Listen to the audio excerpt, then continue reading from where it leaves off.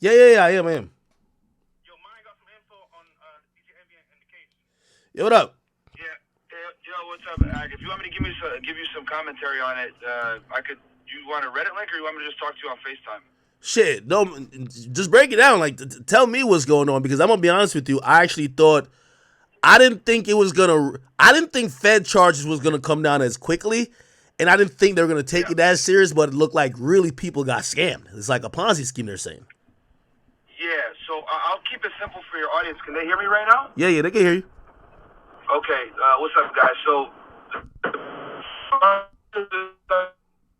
I looked at the case. The thing that not even being the Wait, it's actually. hold on. Let me just call him regular. My bad, chat. I mean, my bad. I'm about to just. My bad. I'm just calling him regular. You know, FaceTime's fucking up. All right, by the way, this is my man Myron right here. Like, you know, former federal agent. Like, these are the type of like things he was working with. Oh yeah, Myron, you here? That's better? Yeah, way better. Okay, cool. All right, good. Can you hear me? Perfect. Yeah, I can. Okay, so I'll say it from the beginning. So when I first looked at this case, I read through the complaint, and I thought it was a little weird because the main leading agency is the United States Attorney's Office. And the United States Attorney's Office, for those that don't know, is basically the federal version of the prosecutor's office. And they have their own special agents, and they don't normally do criminal cases, off the rip. So that kind of intrigued me because normally, like, it'd be the FBI or HSI or somebody that would. Oh, it wasn't FBI then. The FBI was involved, but they were not the lead agency. Okay. It was the United States Attorney's Office, who is the prosecutorial office federally out of the District of New Jersey. And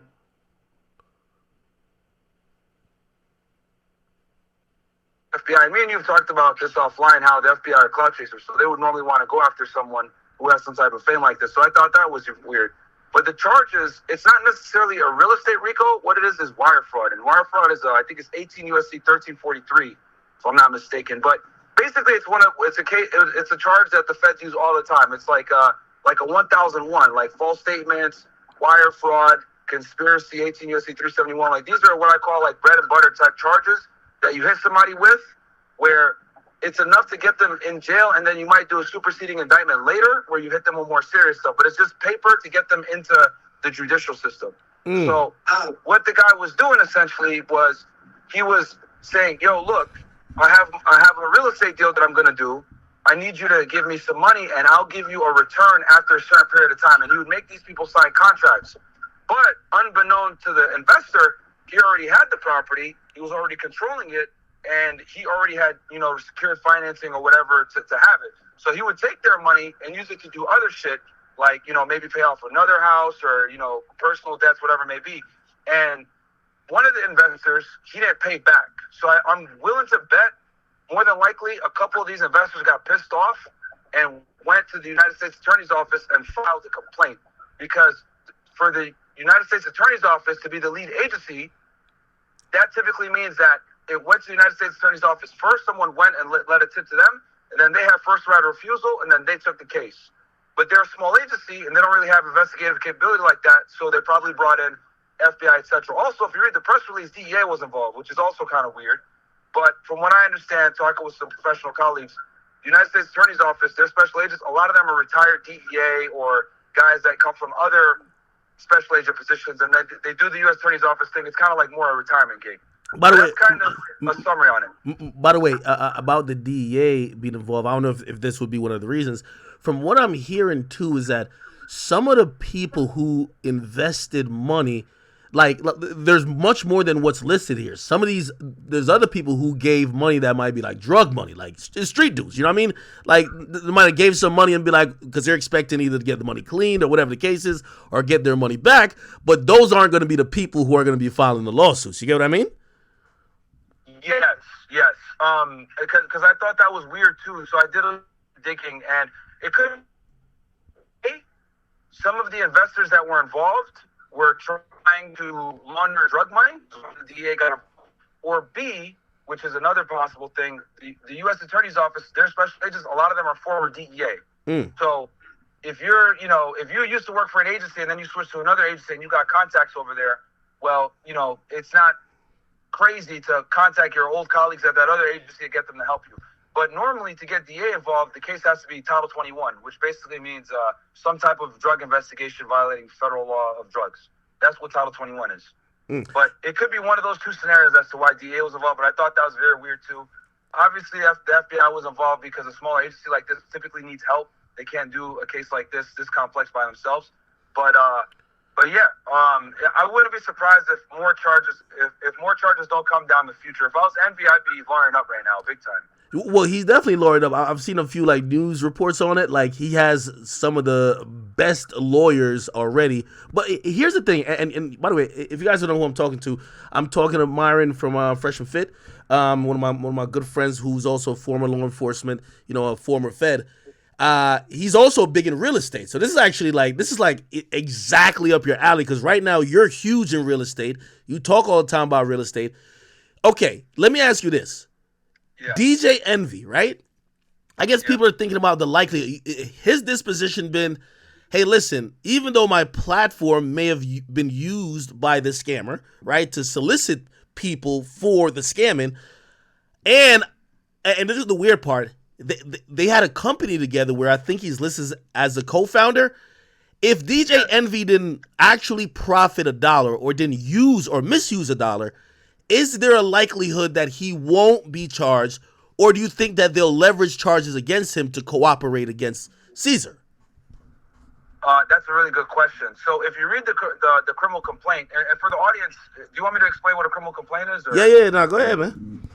All right, so there's two ways to arrest somebody in the federal system. You could do something called a criminal complaint, where you file an affidavit, where the affiant is typically a special agent under some agency. In this case, it was the United States Attorney's Office, which, like I was telling you guys before, is weird. Or you can indict the individual, right? And an indictment is the formal charge. Now, if you charge someone, you have to be indicted in the United States, at least federally, for you to actually be formally charged. Now, you can file a complaint, right, to kind of get the process started, but then within 10 to 14 days, you got to indict that individual. Or you can just indict them off rip, and you don't have to file a complaint. Typically, when they do a complaint, that means they're on a time crunch. They're trying to get the guy in custody early. Maybe they wanted to try to get him to flip or something like that. Because once you indict someone, their Sixth Amendment applies and a bunch of other bullshit. But I won't go into those details and bore your audience. But when I read the complaint, they mentioned this guy, and then they also mentioned his a co-conspirator, and they referred to him, I think, as Individual One or something like that in the complaint. And they said that he has a talk show radio, which very obviously they're talking about DJ Envy when they're referring to him. So he's actually mentioned in the complaint, not by name, but they name him, I think, as Individual One. So I would say if the feds can prove that Envy knew that this guy was out here defrauding people, in other words, taking investor money, but not necessarily using it to procure property like he claimed he was, and using it for other things, and they can prove that they can absolutely go after him for conspiracy. Yo, but let's be honest, bro. Yeah. Did Envy really know? I don't think Envy really knew, bro. Well. All right. So to Myron's point, right? If it's all about say Envy knew that, the money was being used for other things. He just thought that it was going to be, everybody was going to be made whole, and that the money just wasn't completely getting stolen.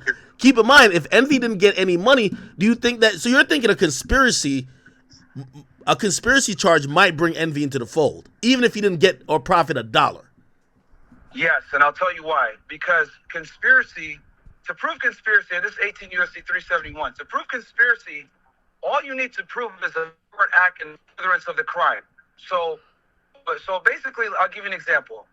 Let's say this guy was out here collecting investor money and procuring properties fraudulently, like the complaint alleges, right? Mm-hmm. And he told Envy, hey, look, I'm not really, using their money to buy the houses. I'm using it to do other shit, right?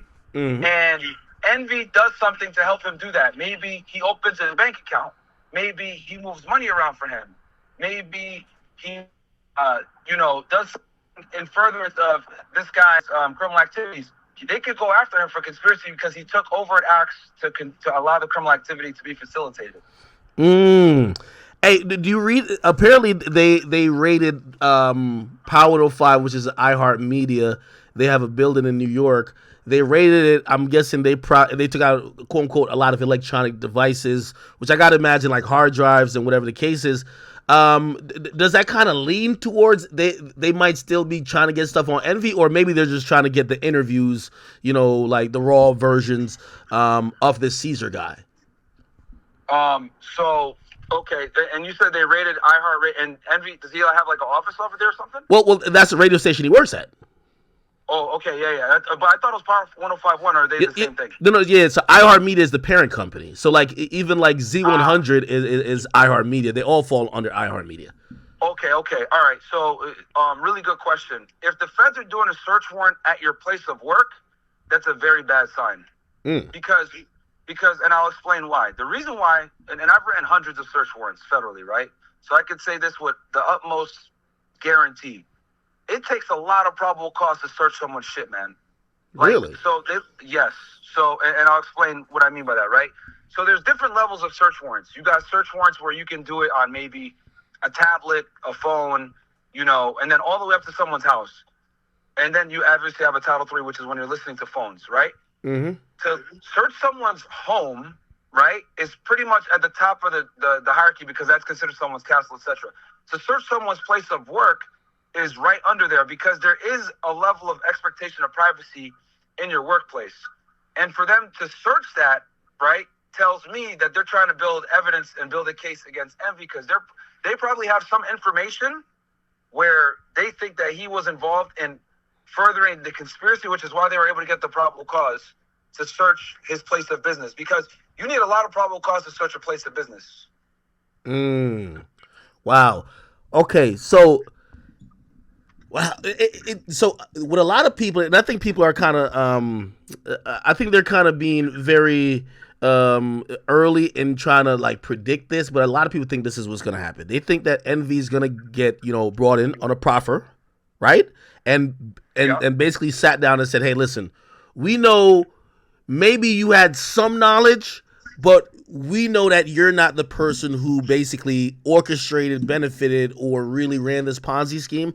But we do need information from you to prosecute this guy. We'll give you a deal. What do you think the likelihood, and again, this goes back to your statement about the feds love sexy cases. Do you think they would give him a proffer, let him out the back door, so to speak, just to only focus on the Cesar dude? Or do you think they're probably, if anything, trying to get him in the case? What I think they're doing is they're trying to get him in the case. They're trying to get him charged as well. If anything, they're going to try to get Cesar to cooperate, okay? Really? Against Envy, because in their eyes, they're going to look at it like, even if Cesar was the mastermind, they're going to look at it like, okay, well, who's the more prominent figure? Well, Envy's the more prominent figure, right? So it could go either way. It could go, because it really depends on how much Cesar cooperates along with how much information they find on Envy's situation. So, like, let's say Cesar decides I'm not going to cooperate, right? And they're like, all right, well, whatever, who gives a shit? And they do the search warrant and they find more evidence. Well, they're going to go to Envy and they're going to potentially charge him anyway, right? So it really depends on what they're able to find. But the fact that they executed a federal search warrant at his place of business tells me that that's a problem. And for them to even get the probable cause to get the search warrant tells me that there's either maybe Cesar cooperate, maybe somebody else provide information, but they definitely have probable cause, which tells me that they have evidence to some degree. So another part of this, and by the way, there's just so much things to talk about. But chat, if you guys don't realize, anytime it comes to like some ongoing current criminal case, like Myron's like my favorite person to talk to because like he's all the way tapped in and usually brings a really interesting perspective and a lot of facts. All right. By the way, this angle which I was thinking about, so the radio airwaves, federally regulated, by the FCC. Does that play a part in? You got to imagine that the solicitation of these people, whether knowingly by Envy or him allowing it happened over federally regulated airwaves. Does that play into maybe some type of either charge or maybe that's just handled on a fine basis for the station? Could some come out of that? Yeah. So this is how the feds get. That's a really good question.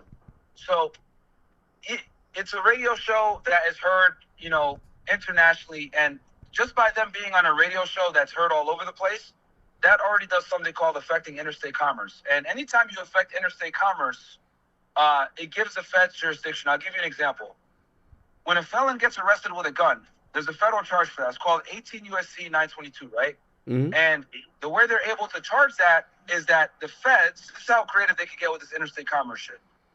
If the feds can prove that the gun that the felon was in possession of was manufactured in different parts of the country. So let's say you get a Glock, right? They're made in Austria, but then they're imported to the United States. The spring is made in Massachusetts. The ammunition is made in Florida, blah, blah, blah. And they're able to show, look, all these parts of the gun come from different places in the United States and affects interstate commerce. Bam, now they have jurisdiction. So in this situation, that's one angle that they could potentially argue is, hey, there's. By the way, that happened in the Tax Stone case. Like what you're saying happened in the Tax Stone case. Also, the last part they put together with the interstate commerce thing was that he got the gun from a guy that was from another state. So I mean, yes, but it doesn't even have to go that far. It could just be being in possession of the gun, and the gun was made like in multiple states. The parts of the gun were made in different parts of the state. So that's how easy it is for them to get interstate commerce affected. Now in this case, right, you got the radio, which is one element that could make it federal, right? Because they're advertising this situation over the internet. But the main way that they're going to get him is the wire fraud. So what they actually hit this guy with was wire fraud, and the reason why they're able to do that is because he took money from people, and when he took the money, they were sending him a wire to make it happen. Well, anytime you send money digitally or electronically, you're affecting interstate commerce because it's going through the internet, and the internet is essentially interstate commerce or sending a wire to any degree. So that's why they hit him with wire fraud. It's one of the staple charges that the feds charge a lot of times when money is sent illicitly for some type of criminal activity. What's the blanket, or usually if people get hit with wire fraud, and by the way, I think we've seen or heard a lot of people who have been accused of very specific things. You're right. There's certain things that will come down, whether it's things about some tax evasion or something like that. But wire fraud is definitely one of them. If let's just try to play this out. Let's say if he's guilty, what is he looking at, Cesar at least, with this wire fraud charge? I'm pretty sure there'll be more. They hit him with only wire fraud. We won't know what he's officially going to be charged with until about two weeks from now. They're going to probably indict him. Well, actually, I know for a fact they're going to have to indict him now within the next 2 weeks or so federally. So they might do a superseding indictment where they add other charges, or they're just going to stick with this one, count of wire fraud as they build up the case. But I see, assuming he doesn't have any criminal history, it's not a violent crime. No, he does. He can do. By the way, by the way, chat. This is the most craziest and ironic part of this all. Apparently, he was already incarcerating for fraud. So he did time for fraud. By the way, when he came on the radio and he was first talking about him starting in real estate, he said his mentor he met in prison when he was doing time for fraud. Ironic, right? Shit. Oh, wow. So since he has a criminal history already, I mean, he could do anywhere. And again, it depends on if he cooperates. It depends on the United States Attorney's Office, how aggressive they're going to pursue him, what they ended up indicting him before. But I would say anywhere from 3 to 10 years, somewhere in that range. Really? I would be thinking more.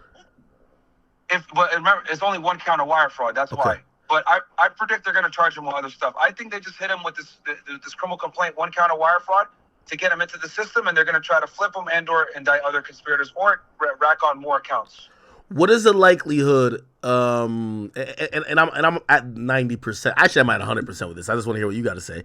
What do you think the likelihood that by now the feds have already executed a search warrant on Envy's phone and all other communication that, his Instagram, who knows, anywhere where he may have even promoted this type of thing. You get what I mean? Extremely high. They could, the phone might be a little bit more invasive because they would actually have to take it from him and he would know. But, I wouldn't be surprised if they didn't do a search warrant on, his Instagram account, Facebook, all this social media, because the way you do a search warrant on social media, basically you send a preservation letter first. I've done this myself a few times.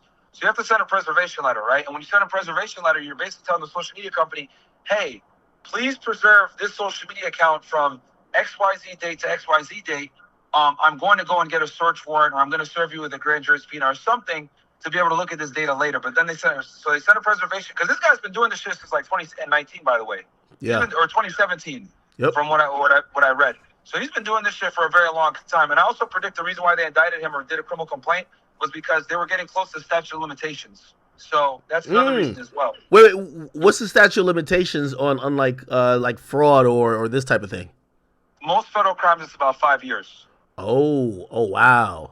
Unless the person is continuously still doing the crime, then they can go ahead and, articulate, hey, this is a pattern of racketeering activity. We're gonna go after you for, like, that's how they got Young Thug. Like they were looking. You just cut out real quick.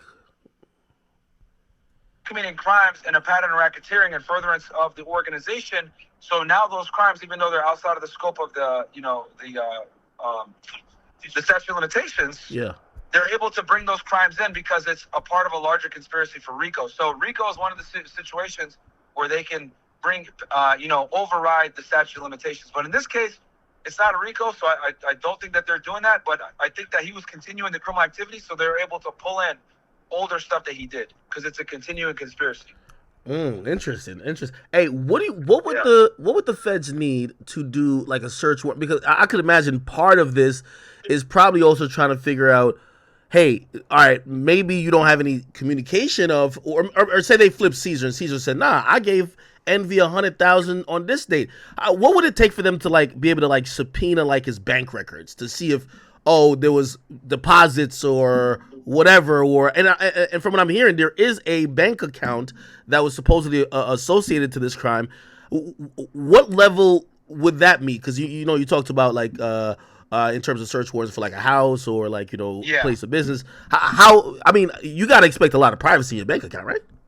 Yeah, so that's a really good question. So there's a couple of ways that you could go about this. And when I did my financial investigations, right, you could do a regular subpoena or you could do a grand jury subpoena, all right? And a regular subpoena is an administrative subpoena.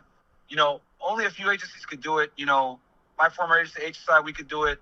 FBI could do it, etc. And you basically serve a subpoena to the bank and say, hey, I need these financial records on this account for this individual, right? That's one way to go about it. The problem with that, though, is that the bank is obligated to notify their client that the feds requested bank statements or bank information on you, and they have a certain period of time. So some banks do it after 60 days, 90 days, whatever, where they notify their client, right? This also happens with Facebook or social media or email accounts as well when you do a regular admin subpoena. But if you do a grand jury subpoena, where you're basically getting a grand jury to get you a subpoena through the United States Attorney's Office, well, the bank can't do shit now. And they basically are not going to disclose anything. So I'm more than willing to bet they did grand jury subpoenas on not only this guy's bank accounts, but they definitely did them on Envy as well. So they already have them. I'm 99% sure they already have Envy's financial records. Wow. That's why, matter of fact, now that I'm having this conversation out loud with you, that's how they were probably able to get the probable cause to search iHeartRadio. Well, allegedly, I'm going off what so this individual Tony the Closer, he's been all over this. He disclosed, and I'm not trying to dox Envy or anyone else, but apparently Envy bought like a new house, right? And it's like a really expensive house, like $7 million or something like that. Do you think that's probably also raising a few red flags to say, well, this is something where people are defrauded out of tens of millions? And one of the people who might be party to this fraud has made huge purchases recently. Do you think that that's like a red flag as well or no? That could be a component. I'm willing to bet that they already have Envy's bank records and they went through them and they might have, if they saw a spike in income, during the years of the conspiracy and they're able to tie it back to him making this money with this individual, which is why he was able to purchase certain things, they could definitely use that he used to purchase any type of assets can absolutely be seized from him. So if you take $1 of dirty money and you put it into a property that you own, that property is now seizable by the U.S. government. Okay. And last thing on a technicality thing, right? Okay. Yeah. Envy says he never got no money, right? So when I hear that, I think the regular person is thinking he didn't, like, someone invested 300,000 and he just pocketed 100,000. But let's suppose, from what I was reading, and I'm gonna pull up the indictment in a little while, chat on screen, or at least I don't know if it's a full indictment. It's a complaint. It's a complaint. It's a criminal complaint. Yeah. It's a criminal complaint filed by a special agent from the United States Attorney's Office. Okay, so I'm gonna pull that up and we're gonna go through it. But what about on, like, a technicality, like, okay, he didn't take money directly, but they mentioned something like there was a funding account where, like, there was an account that filled with obviously investors' money that Cesar may have used for other things, with the groceries, this and third, but it was clearly investor money. It in a world where, let's say, Envy thinks this is a business, right? And in a business, like, usually if you're going on a business trip, you might build a business, or it's paid for by the business. If that money was, I don't know, used to pay for travel or whatever, you get what I mean? Gas, who cares? Yeah. Could that, whether he knew it, or does his knowledge matter? Like, whether he knew it or not, could that bring him in, or he needed to have known that was money that was from the investors and was being used inappropriately? So it could go either way. Either he can know that the money was being used improperly, but the biggest thing that fucked these guys up is that anytime you deal with investor money, you can't commingle it. And how this guy messed up is that he was commingling funds, right? This is what got Sam Bankman-Fried in trouble too. He was taking investor money and he was done. So anytime you take investor money, that's when the rules change. That's what's fucking them up too, is commingling funds. So it might not even need to be where they're able to prove that Envy knew or didn't know that his friend was involved in this stuff, or this business guy was involved in this stuff. I mean, if they could prove that he was commingling funds too, it could be problematic for him as well. Yeah, I guess, like, if people ever watch Breaking Bad, so in Breaking Bad, like, there was, like, a situation with, like, this guy, he got into tax problems, and, like, basically he kind of wiggled out of it because it turned out he didn't know. So, like, his ignorance helped him. And, if I think Envy is going to be relying on ignorance as a defense. Again, I don't know if he did something or didn't do something, but based on what he said on his statement. By the way, did you hear his statement? Did I what? Share a statement? No. Did you hear his statement? So he spoke it on the Breakfast Club preemptively, and he was just like, basically, hey, I had no idea about this. If money was stolen, it was that guy, and I only did this to help my community, but my only part was kind of allowing this guy to use my platform, but I used it to try to, help people. Yeah, I mean, I get it. That he obviously is going to say that to save face or whatever. But the feds can prove otherwise. They probably already have been going through his bank accounts. They got the probable cause to search his place of business, which tells me that they had some level of probable cause to even do so. So he could say one thing, but the fact that they got the PC to search his spot tells me something else. So, and they don't necessarily have to prove that he knew everything that was going on, but all they got to prove is that he took overt acts in furtherance of the conspiracy to help his partner commit these crimes. Like I was explaining earlier, conspiracy, all they got to prove, bro, you don't have to be successful. They just have to prove that you committed overt acts in furtherance of the crime. That could be something as simple as opening a bank account. Hell, they might even be able to say that him promoting the scheme is an overt act. Yeah, I seen a video which I think the ignorance part is going to be hard to pull off, because there's a video that exists where they're showing around the office for the company in question, and while showing off the office, like his office in the office is right next to the scammer's office. You know what I mean? It's like y'all are separated by a wall. So to be like, I had no idea what this guy was doing. I think it's going to be a hard sell if just on face value. Yeah, it's going to be very hard, because what the feds are going to do is this. They're going to probably look at every time this guy scammed out an investor, and they're going to look at what kind of kickback Envy took from every person that was an investor. And they're going to probably use that like, hey, so you didn't know? Explain to me how, you made 20 on this transaction, 20K on this transaction, 10K on this transaction, blah, blah, blah. You didn't know? then they're going to basically, use that against them, because people could say one thing, but the money trail, the bank accounts, the records, etc. And also, I wouldn't be surprised if they, haven't gone through their text messages, their phone communication as well. Yeah, I was thinking that too. Yeah, I definitely I guarantee you for a fact, right now, as me and you are speaking on the phone, the feds are probably going through this guy's phone and going through his conversations with Envy and looking at what they were talking about and what Envy was privy to in that business. Interesting. Hey, by the way, you and if you guys don't know, man, you guys got to check out Fresh and Fit. They don't only talk about girls; they give a lot of advice in financial literacy.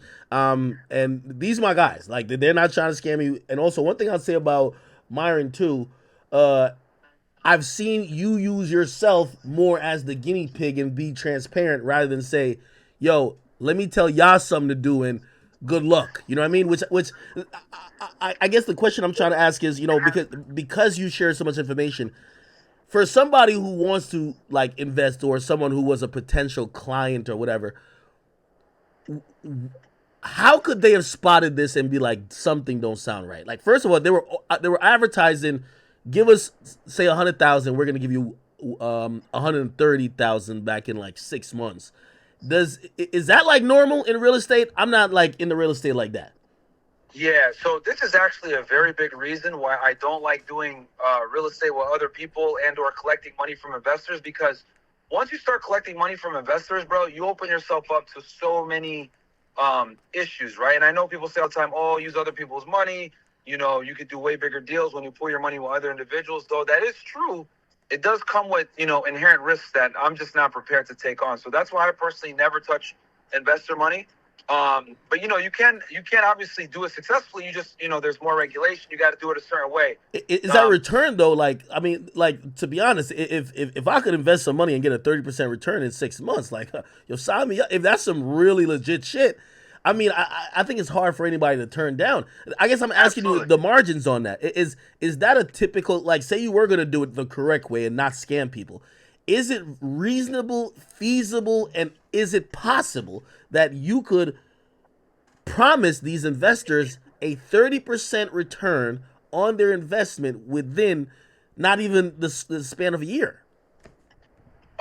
It's possible, because remember, when they're talking about, oh, I'm going to get you a 30% return, they're taking everything into fact. They're talking about cash on cash returns. They're talking about appreciation. They're talking about tax savings. They're talking about compounding interest. They're talking about so many different factors a lot of the time, so that when you do the math, it could be considered, quote unquote, a 30% return with real estate. And it is possible, but whenever you're, collecting investor money in real estate, it changes the game. And the other thing I was going to say too, oh man, I lost my train of thought. The question you asked me was the real estate collecting money. Yeah. That was one other thing I was going to tell you. I was like, well, in terms of an investor, because I think, these people are regular people. A lot of people, they have, you can tell they probably dump life savings or like the majority of what they have in their savings account because they're believing Envy, right? So they dumped it into this situation. Now they lost it. I mean, how could you avoid it? Sorry, Ak. Now I remember what I was going to say now. The reason why this guy got caught is because he didn't pay his investors back. Yeah, that's what fucked him up. I thought that was a scam, not to pay him back. Well, see, here's the thing. He scammed. Well, of course, that's the end of the conspiracy by not paying the investors back. But he scammed because what he would tell the investor is, look, I'm going to go buy this property, give me this money. But then, unbeknownst to the investor, he already bought the property. He already owned it. So he would actually use it to go do another deal instead. Does that make sense? Yeah. So he would acquire money through fraudulent means and then go use it to do another thing. But he didn't pay his investors back, which is why I think that's how this case even probably started. What more than likely happened is this. Investors paid this dude money. They didn't get a return as specified in the contract. They get pissed off, and they go and they lodge the complaint at the United States Attorney's Office. And that's how the United States Attorney's Office special agents got a hold of this thing and did this case. What's the likelihood? Remember, this is supposedly to the tune of at least $17 million that he scammed and finessed. What's the likelihood that the feds either have already done or in the process of freezing or seizing his assets and making sure that the potential money that he has in his possession, that it can't be moved around while they figure this out, because there's obviously if he gets found guilty, there's going to have to be a portion of, we need the money back, right? So Yeah. how do you think, how does that go in terms of, okay, listen, bank account frozen, what do you think is happening? Yeah, I'm willing to bet that all the bank accounts that the Fed's identified have been frozen, and yeah, 100%, and they're amenable to forfeiture. Because I guarantee you, they probably have an asset and forfeiture AUSA assigned on this case as well, right? Because make no mistake about it, if the Feds can seize some money that was obtained illegally, they're going to absolutely do that. So you got a prosecuting AUSA. Normally, when you have financial cases like this, you're going to have a prosecuting AUSA, and then you're going to have an asset and forfeiture AUSA. An AUSA is the United States Attorney, Assistant United States Attorney, a federal prosecutor. So you got someone prosecuting the case, and then you got someone on the asset side dealing with seizing the money and taking everything else. Hey, if you are, I know you're not a lawyer, right? You usually work on the other side, but if you're DJ Envy, or all right, you're a lawyer now, right? Pretend. Okay. Yeah. Do you tell Envy, hey, listen, let's be proactive, then sit back and kind of play defense. Let's meet with the prosecutor and offer help to make sure you're all the way in the clear, or do you sit back and let them figure it out? And if there's a situation where you could help, then you decide if you want to help. Yeah, that's a really good question. Well, both angles have a positive and a negative. If you go to the Feds and you say you want to cooperate, right, and say, hey, I want to cooperate, I want to get ahead of this, that could be good and bad, because it depends. If you're the main target of the investigation, they're going to tell you, go pound sand, we don't care, especially if they have evidence that they're going to indict you anyway. Or they'll take your information and charge you anyway, right? Or you can wait until you're charged and you agree to cooperate under, a proffer or something like that, where you aren't going to be prosecuted for the information that you provide, right? So he's in a tricky situation, bro. He's in a very tricky situation, because they're clearly still in the investigation phase, because they're executing search warrants. So time will tell, but I'm willing to bet Envy's probably lawyered up right now. I hope he's lawyered up if he hasn't. And, they're prepared for him to potentially be arrested down the road, or be charged or something like that, or maybe they file information or something on him. Definitely. I know he's spending a shit ton of money on lawyers.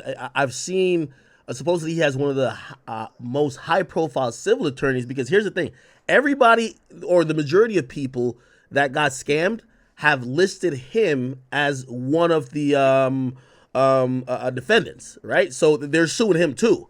So he's fighting civil cases against them, but he also has to, field whatever's going to come via the government on a criminal complaint. So he probably has two different high-powered attorneys, which is going to cost a lot of fucking money. So.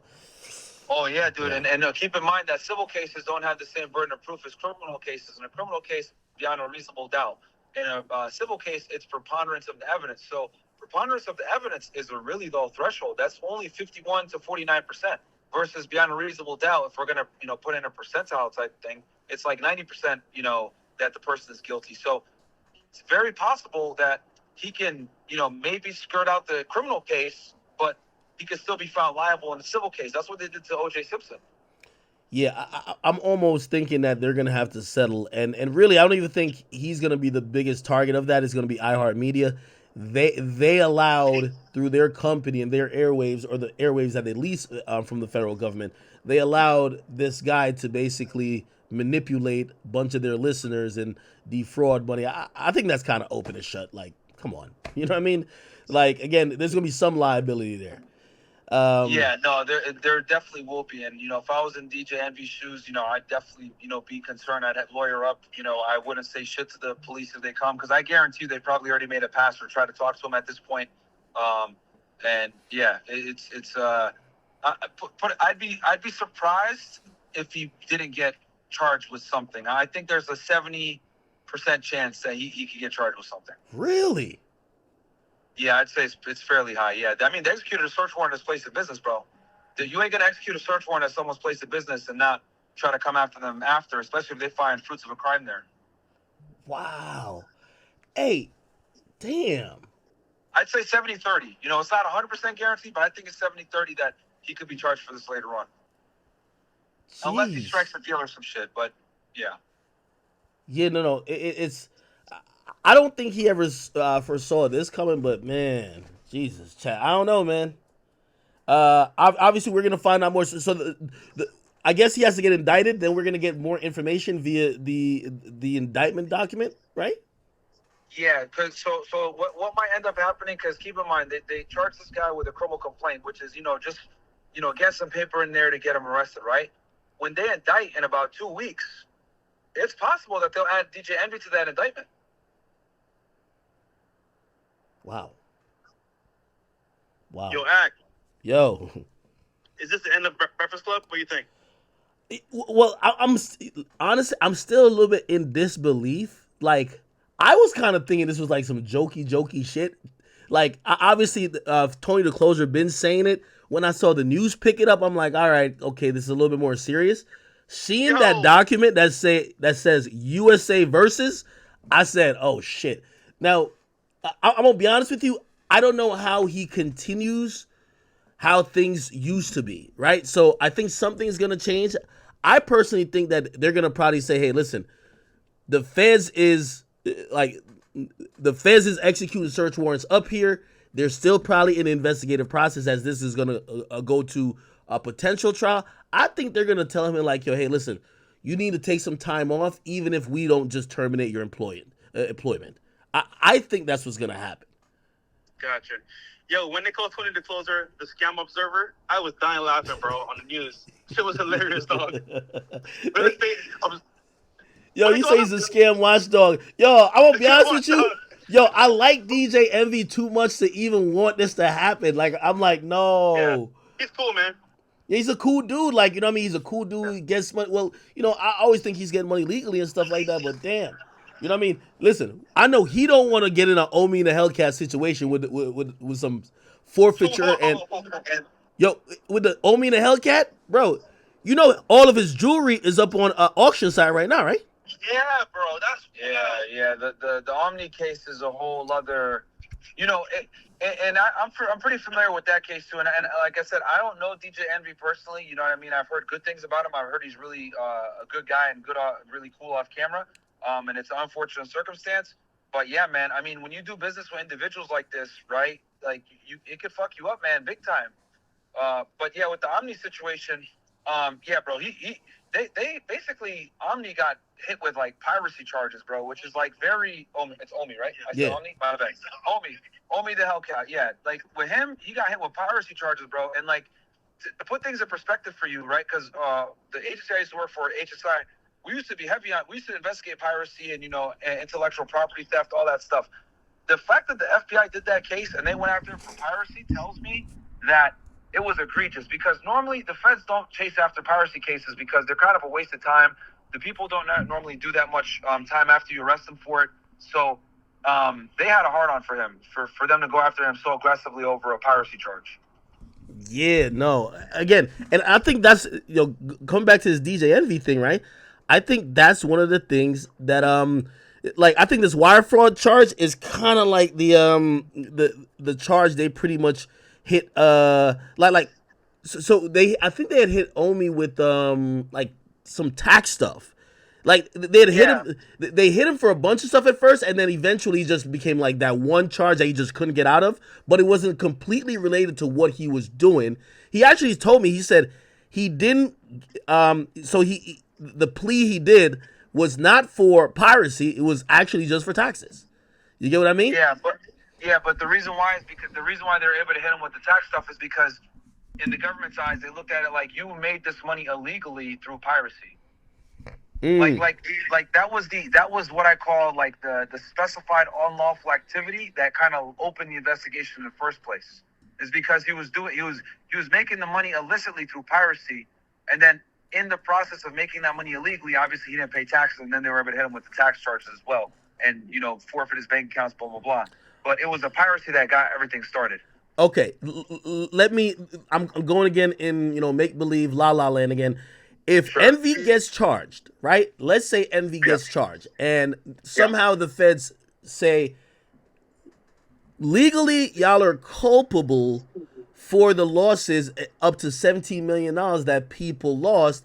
Now, granted, Envy has had a successful career in radio broadcasting. Also, he's gotten a lot of, I would say, legal money, whether it's hosting parties, DJing.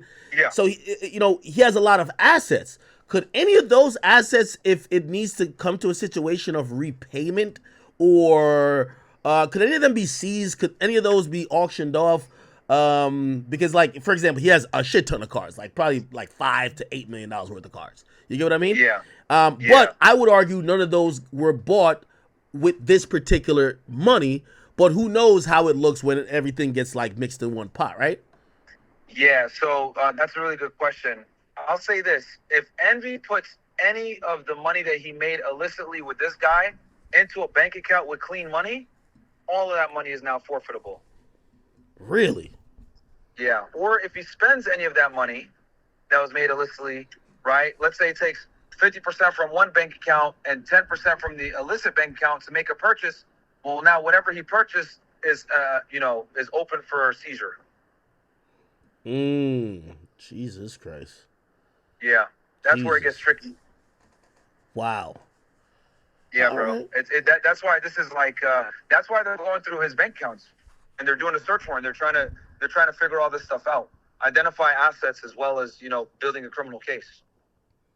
One thing I'll say though, at least he's not looking at like for example Tekashi, he was looking at, even though obviously it's a violent crime that they were accused of, they were looking at more than 30 years when it comes to this. Yeah. If generally, which by the way, are you surprised that it's only one count of wire fraud, given the fact that there had to be numerous transactions, numerous victims? If it's only one count of wire fraud right now. I'll tell you why I'm not surprised. Normally, when you file a criminal complaint, you file it just to get the person arrested and into the judicial system. Maybe you're on a crunch for time. Maybe you have the individual right in front of you and they committed a crime and you have the probable cause right there and you just want to make it happen. So what they're probably going to do is they're going to come back and indict it formally with more charges, because clearly he has more than just one investor that he scammed. So I anticipate there's going to be more counts of wire fraud, maybe some conspiracy in there, maybe some money laundering, some other charges, that more trumped up charges later on.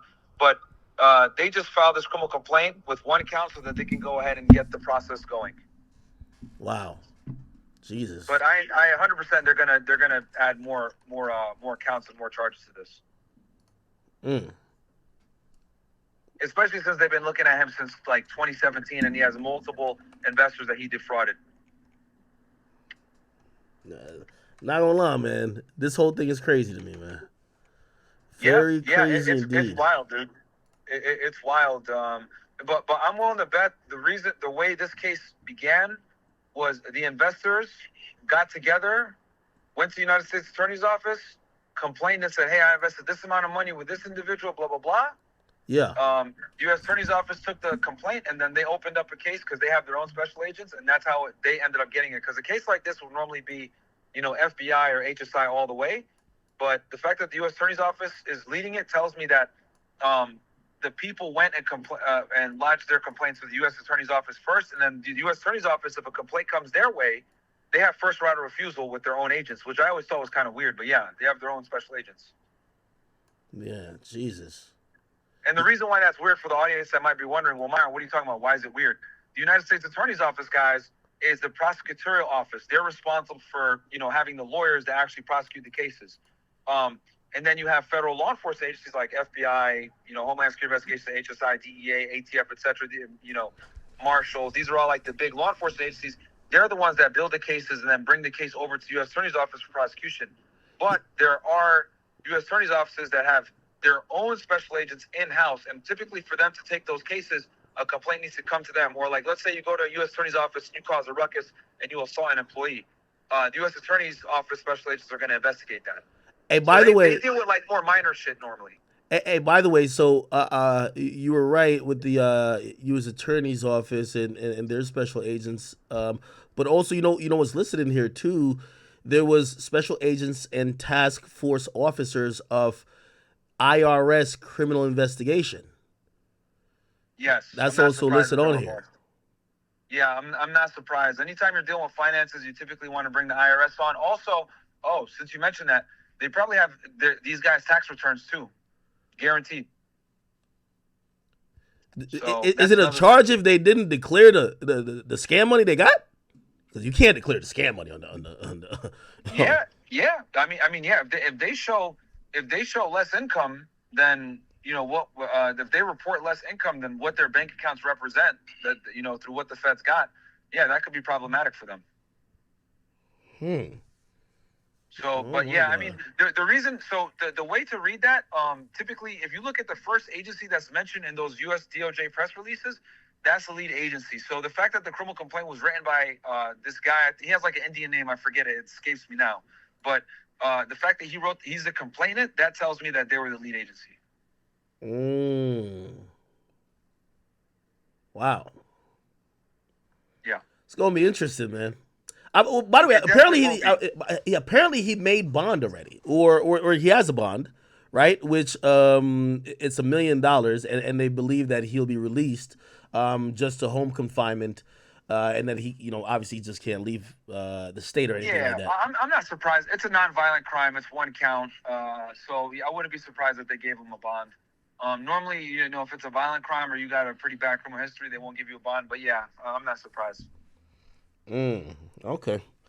All right. Are you gonna be covering this on your own channel? I might cover it. Yeah, and, I was thinking about covering that or Tupac or damn. There's another case that's going. Oh, the YW Melly shit too is going crazy.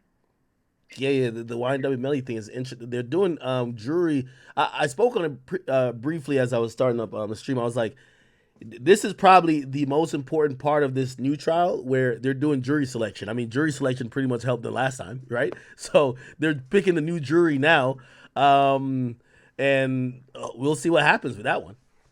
Yeah, me and you have talked about this case extensively, Act, with the YNW Melly thing. I mean, I think me and you are both on the same page when we say that the evidence is fairly staggering and overwhelming, not in Melly's favor.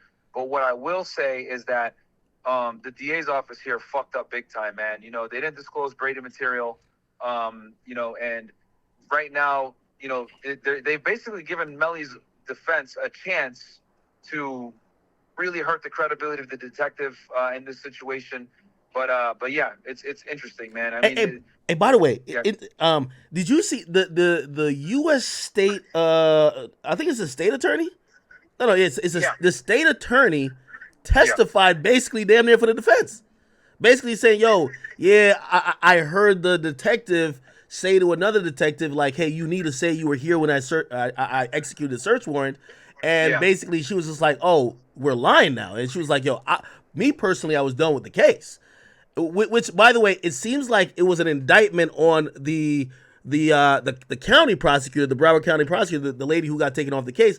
I thought that was a political play. Why would the state attorney basically give a testimony in open court that goes against what the